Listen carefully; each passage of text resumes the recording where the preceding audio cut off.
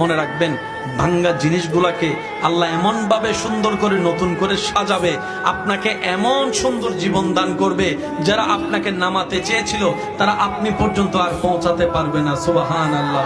যারা আপনাকে টেনে ধরে নামাতে চেয়েছে তারা অনেক পিছনে পড়ে থাকবে, আপনি রবের রহমত নিয়ে অনেক দূরে এগিয়ে থাকবেন। মনে রাখবেন, শুধু একটু সয়ে যাবেন, একটু ধৈর্য ধরে থাকবেন, একটু সহ্য করে চুপ করে থাকবেন।